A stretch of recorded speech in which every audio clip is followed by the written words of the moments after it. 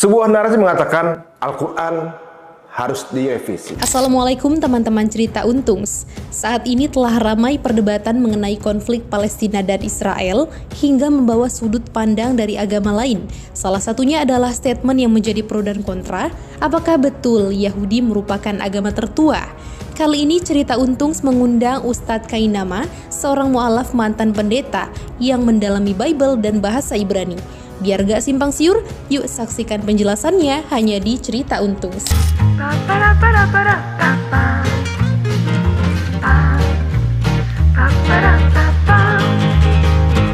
Assalamualaikum warahmatullahi wabarakatuh. Teman-teman semua yang hadir di channel Cerita Untung, terima kasih untuk supportnya dan juga komennya dan juga semangatnya yang hadir di sini. Ada juga kritik dan saran, terima kasih semuanya, menjadi masukan luar biasa buat kami ya. Belakangan kita mendengar salah satu konten yang kemudian menjadi pembicaraan, yaitu yang berujung kepada bahwa Al-Quran harus direvisi gitu ya. Kemudian merujuk kepada statement itu, saya juga melihat beberapa konten yang beliau ungkapkan. Sebagai seorang muslim melihat itu menyayangkan gitu ya, bahwa terjadinya nyebrang pagar ya menurut saya gitu ya. Tapi semua muslim itu paham sebenarnya sejarahnya seperti apa dan yang benarnya seperti apa. Tapi di sini kita tidak memancing perdebatan dan kita tetap menghormati keyakinan beliau. Di sini kita akan mengundang seorang narasumber yang menurut saya ini bisa dibilang beliau ini kompeten ya. Karena beliau ini juga bahkan berpendidikan langsung di Yerusalem, bahkan juga bisa berbahasa Ibrani, dan beliau dulunya adalah benar ibaratnya kalau di versi Muslimi beliau nih hafiz Injil gitu, ibaratnya mungkin seperti itu. Kita akan ketemu dengan seorang sosok yang juga beliau alhamdulillah kalau dilihat di YouTube banyak sekali menjadi wasilah bermualafnya banyak saudara kita yang kemudian mendapatkan hidayah. Kita akan ketemu dengan Ustadz Kainama. Assalamualaikum warahmatullahi wabarakatuh. Waalaikumsalam warahmatullahi wabarakatuh. Alhamdulillah. Alhamdulillah wa syukrulillah. Salatu salam. Akhirnya ketemu dengan preman ini.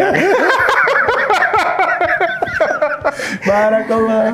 Beliau ini dari dulu saya lihat dulu gimana cara mengundang beliau ini yang kelihatan masih soft ya kelihatannya. Tapi saya tuh bener-bener dulu jujur aja ya Ustadz ya. Mungkin teman-teman di beberapa mungkin acara yang mengundang saya sempat cerita mengenai hal ini, bahwa ada di momen di mana saya kemudian juga mempelajari Injil waktu itu kan. Nah. Dan salah satu referensinya dari dialog-dialog antum gitu, kemudian konten-konten antum sampai akhirnya ada proses orang yang begitu paham dengan akidahnya tiba-tiba berubah jadi seorang muslim. Prosesnya berepisode-episode gitu loh. Tiba-tiba udah di masjid gitu. Cuma gimana caranya nih ya biar kelihatan masih soft dan relevan untuk kita ajak ngobrol sekarang ini, dan ini momennya pas gitu ya. Ustadz, Afwan nih, langsung aja. Nonton nggak belakangan yang terakhir? Enggak. Saya nggak begitu mengikuti itu. Saya hanya mendengar saja dan diminta memang beberapa saudara kita untuk memberikan tanggapan itu aja. Nah, jadi ada ungkapan bahwa sampai ujungnya adalah Quran mesti direvisi katanya ya. Tapi diawali dulu dengan berbagai sejarah yang diungkapkan. Panjang juga gitu sejarahnya diungkapkan gitu. Yang sebenarnya itu adalah sejarah yang hampir semua orang tahu sekarang dan berbeda dengan versi beliau. Nah, ini ada beberapa, coba kita reaction sedikit ini contohnya. Tuhan itu satu, agama itu banyak, itu Tuhan izinkan. Agama itu banyak, tapi yang Tuhan jadikan sebagai awal keselamatan dan munculnya keselamatan itu adalah Israel. Karena Tuhan itu tidak pernah bawa agama. Itu yang perlu dicatat. Ketika Allah itu memperkenalkan diri kepada Musa, aku adalah aku. Dia tidak katakan akulah dan inilah agama yang kuridhoi. Inilah agama yang kubawa. No. Disebut Yudaism itu belakangan. Jadi percaya kepada entitas Allah yang satu tadi, Tuhan yang Esa, yang disebut orang Yahudi sebagai Adonai dalam Shema-nya mereka, Yod He Vav He tetragramaton itu. Itulah Allah yang sejati. Makanya dikatakan Allah Abraham, Ishak dan Yakub. Itu Allah yang kembali lagi ya. Ini pemahaman orang nabi-nabi yang lama. Tuhan itu tidak bawa agama, Tapi kemudian di dalam sistem kenegaraan itu disekularisasi menjadi sebuah agama. Oke, itu barusan tadi konten tayangan yang sedikit direaksikan. Sebelumnya kami mohon izin juga untuk Dr. Richard. Terima kasih untuk tayangannya yang kemudian akan menjadi wasilah edukasi ya. Insya Allah. Jadi per part mungkin beberapa hal yang kemudian untuk bagi kaum muslimin kita perlu ketika sudah masuk ke ranah muslim kita juga perlu memberikan tanggapan gitu saya. Allah. Betul. Nah, dari yang barusan saat gitu bahwa apa namanya Tuhan itu satu, kemudian agama itu banyak segala macam tadi seperti yang dijabarkan oleh beliau. Nah, menurut Ustaz gimana? Baik, Bismillahirrahmanirrahim. Assalamualaikum warahmatullahi wabarakatuh. Assalamualaikum. Alhamdulillahirrabbilalamin. Assalatu wassalam ala asrafil anbiya wal mursalin Sayyidina Muhammadin wa ala alihi wa sahbihi wa atba'ihi. Asyhadu an la ilaha illallah wa asyhadu anna Muhammad Rasulullah. Allahumma sholli ala sayyidina Muhammad wa ala sayyidina Muhammad. Raditu billahi rabbah wa bil islami dinna wa bil Muhammadin sallallahu alaihi wasallam nabi wa rasulah. Rabbi shrah li sadri wa yassir li amri wa hlul min lisani yafqahu qawli ma ba'd. Beberapa kata yang dia ucapkan justru menggambarkan bahwa seseorang yang tadi di video itu bersama pembawa acara yang dihormati, Bapak Dokter itu, orang yang tidak tahu bertanya kepada orang yang lebih tidak tahu.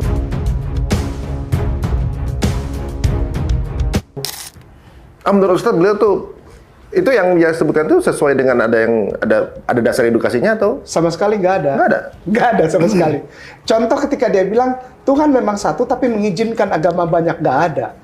Contoh Ustadz boleh ketik di handphone Ustadz, ya. 1 Samuel 15, nomor 3. Jadi pergilah sekarang, kalahkanlah orang Amalek, tumpaslah segala yang ada padanya, dan janganlah ada belas kasihan kepadanya.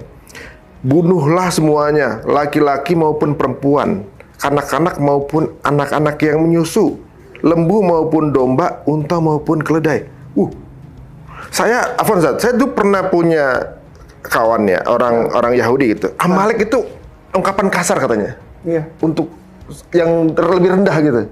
Semua orang yang Di luar Yahudi. Yahudi. Ini ada di kitab suci berarti. Iya. Satu lagi mau kata-kata Yesus? Coba. Ketiknya gini, Lukas spasi 19 spasi 27. Ini yang tentang itu aja tadi ya, yang dia bilang Tuhan satu dan mengizinkan banyak agama. Aduh, PBM. Akan tetapi semua seteruku ini yang tidak suka aku menjadi rajanya, bawalah mereka kemari dan bunuhlah mereka di depan mataku. Itu tulisannya warnanya merah bukan? Iya. Merah itu tandanya kata-kata Yesus. Oh gitu. Yes. Bukan redaksional aja Ustaz ya? Bukan. Jadi ada warna, jadi merah untuk menandakan kata-kata yang diimani oleh saudara tersayang Kristen dan Katolik sebagai kata-kata Yesus. Lalu ada hitam pekat, lalu ada abu-abu, ada biru dan ada coklat. Karena di dalam tulisan Bible yang secara hukum keagamaan dan para pemimpin agama Kristen, pemimpin besar yang disebut Bapak Gereja, ada beberapa bagian kata-kata Yesus yang sungguh menunjukkan bahwa beliau adalah mujahidin. Oh, emang tegas gitu ya? Atau keras? Dia ajak perang, yang disebut Hawarion, tapi dalam bahasa saudara kita Kristen dan Katolik dan kekristenan atau kekatolikan disebut sebagai 12 disciples atau 12 murid. Sebetulnya murid yang 12 itu adalah satu anggota keluarga, bukan keluarga darah. Ada beberapa yang adiknya keluarga darah, tapi disebut keluarga besar Zelot. Zelot itu apa? Para revolusioner yang pada saat itu berperang secara gerilya melawan Romawi yang masuk ke tanah Yudea Galilea. Dari mulai tahun 165 sebelum Masehi, pada zaman Antiochus Epiphanes, sampai dengan menjelang datangnya Titus putra Vespasianus yang menajiskan bait suci Kifat Hasela atau Yerusalem, Beit HaKodes itu dengan darah babi. Mereka bergerak, dan Yesus adalah salah satunya. Oh, Yesus itu termasuk orang Zelot.